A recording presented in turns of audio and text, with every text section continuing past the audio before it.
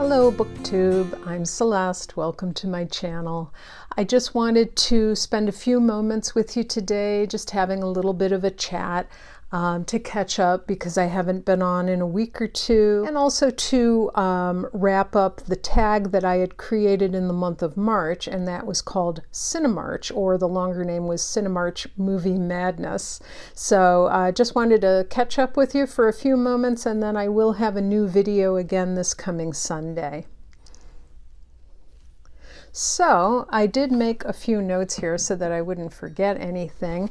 First off, I'm so upset that Book Depository is closing. I love Book Depository. I do know that they're owned by Amazon, or that it is Amazon. And yes, there are some ethical issues with Amazon that I acknowledge and have actually complained about personally. But I will say this, Amazon had a bunch of medical supplies that I needed in taking care of my son over the course of an entire year. He had a wound that wasn't healing, and so I needed these medical supplies to treat this wound on a daily basis at home, and the cost was really racking up. I was able to find everything at a very inexpensive cost on Amazon and got it shipped to me with a 2-day turnaround time, sometimes 1 day, with the free shipping through Prime. So Amazon has been really beneficial to us in some ways. And in terms of Book Depository, I love Book Depository because I tend to prefer the English or European or world covers to American editions of books. That's just me. And so I was able to get all of the pretty books, all of the beautiful books, the editions that I wanted, the right ones. And you guys all know how important that is, right? To have ergonomically and tactily the correct edition that you want, right? And I was able to get all of those, and I had such a great wish list running on Book Depository, but they have announced that they're going to close their doors at the end of April. So that does make me a little sad, and I have been hurrying to get in my last minute orders from my wish list before it all goes away. And then I just wanted to wrap up the Cinemarch Movie Madness tag, but I did want to reach out and thank 2 particular booktubers who were just fantastic about it. The first is Ashley, the Untrained Librarian, and I will link her channel down below, and I'll link the video where she gave her answers to the Cinemarch tag. And so thank you so much, Ashley. You were fabulous, and I love your answers to everything. And again, I'll post that down below. And I'd also like to give a shout out to Linda at Book Talking with Library Lin. I subscribe to Ashley's channel, and I subscribe to Book Talking with Library Lin, and she also did the Cinemarch tag. So thank you as well, Library Lin, and I will post her channel down below as well. So let's move on with it. March Movie Madness tag. So this could be very simple, or you could really get into it. And I had, I think, 10 prompts, maybe somewhere between 7 and 10 prompts. And I will post all of the questions below in case anyone still wants to do this tag. Basically, it's just acknowledging the link, and often a very profound link, between books and cinema, and books that were made into films and films that were based on books, etc., etc. Also, I wanted to do the Cinemarch movie tag because I used to be a manager at a local art house movie theater. I did that for 8 years. It was called the Little Theater, and we showed independent and art films. It's where I first saw Room with a View with Helena Bonham Carter and Julian Sands, and many other films. I loved working at the little theater. I used to do everything. I swept the theaters, I popped popcorn, I cut up the butter for the butter pot to make the popcorn. I worked in the box office. I participated in discussions. I wrote film reviews for a local paper and interviewed actors and actresses that would come to town. And I'd go up to the box office at night with the bags of money and count the money and lock the doors of the theater. So a little bit of everything. And as I said, I was a manager there for 8 years. It was a great experience. I met some super, super interesting people and have always had an absolute love of film. And I think I also get that from my mother because she loved old black and white movies, and I'm sure I get that and my love of detective fiction from her. So yeah.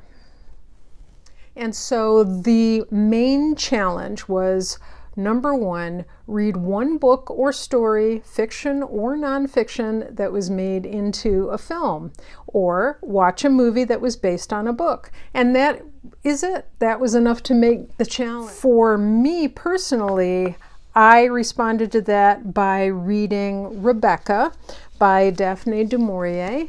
And I've talked at length about this in prior videos, so I won't go into that again here, but I will post the other video, the announcement video for March Movie Madness and my progress with Rebecca.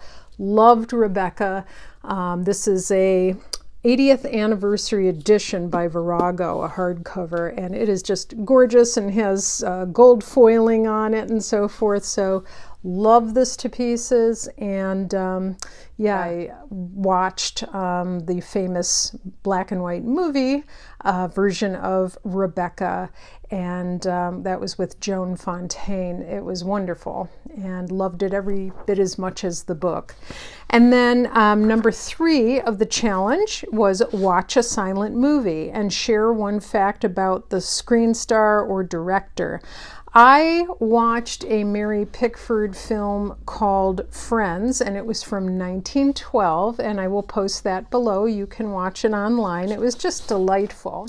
And then I also got into this big Alfred Hitchcock mood and was watching lots of Hitchcock.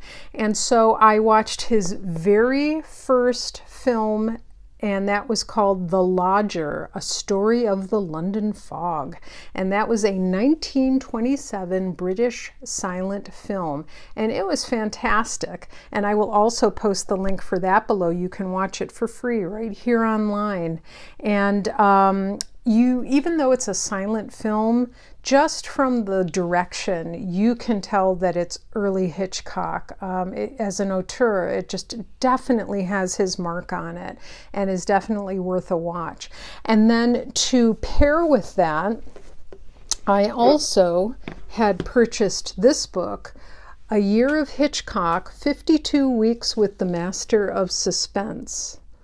And, excuse me, this is what it says on the cover. It's A Year of Hitchcock, and it goes through all of his films and gives just sort of a little explication of it and some behind the scenes notes and some anecdotes about Hitchcock and about the actors, and just really fun. And I think it would be really neat to watch A Year of Hitchcock. Some of my favorite films ever are by Hitchcock. One in particular is Shadow of a Doubt, starring Joseph Cotten. And in fact, when I was getting my master's degree in English at the university, I did a paper on the idea of the double in Hitchcock's Shadow of a Doubt. And I remember going up to the little loft, like the attic or turret of the library. And in those days, you know, you weren't streaming movies on cable over and over and over again. You had to literally go to the library, go up to this little attic, and the librarian would set up the equipment for you, this giant heavy behemoth of a VCR, and get you the film, or sometimes they were even on discs that looked like LP records. And I would sit up there on summer afternoons. It was August, and I was taking this as a summer elective, and it would be really sort of humid up there, and you could look out on the quad and the campus, and then I was watching Hitchcock's Shadow of a Doubt and taking copious notes on it. So that's a really fond memory for me, and it is one of my favorite films. Check it out if you can. So yeah, a year of Hitchcock. And then number 4 is pop some popcorn and watch any movie from the 1930s up to the present. And there are so many incredible movies that you can watch, many of them right here on YouTube. And I really had fun watching a 1947 detective film called The Brasher Doubloon, and it starred the character of Philip Marlowe, and it was written by Raymond Chandler. And Raymond Chandler's book, or the story that it was based on, is called The High Window, and I'm really looking forward to reading that this summer. I think I'm going to wait for kind of a hot summer night to start reading that. But bonus points: watch a foreign film and tell us about it. I chose Whale Rider, a 2002 New Zealand film based on the novel by Witi Imhera, a gorgeous coming-of-age tale about a girl and a whale. And the young actress who was in this, Keisha Castle-Hughes, she was absolutely stunning as the girl who's coming of age, whose name is Pai, P-A-I. And yeah, so Pai is a 12-year-old Maori girl, and her ambition is to become the chief of her tribe, but girls aren't allowed to be chiefs. Now, in addition to this, I also watched some animated shorts by Disney Pixar, and they're really worth checking out. They're really clever, really brilliant. The first is called Paperman, and that's kind of a love story. And actually the second one is too. It's called The Blue Umbrella, and that was a favorite of my son's when he was growing up. So check those out for sure. And then just to wrap up, also during the month I saw Women Talking, which was based on a true story, one that was fictionalized by the author Miriam Toews. Toews herself was born into a Mennonite community in Canada, but she left when she turned 18. It kind of reminds me of a really feminist 12 Angry Men, but they're deciding the fate of the men who have abused them in this small Mennonite community.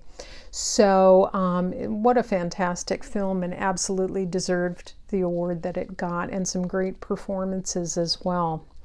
So that's about it for today. I love doing the Cinemarch tag, even if it didn't really catch on like wildfire this time around. I'm hoping next year maybe it will, and that many of you will take part in it. And you know, you don't really have to wait for the month of March. You could do this at any time. Just make sure you're using the hashtag Cinemarch tag, if you would. But I will be back again on Sunday with another video, and I hope you enjoy your week, as I am going to do, and I'm going to get outside and take a walk right now. So I'll see you again real soon. Bye-bye.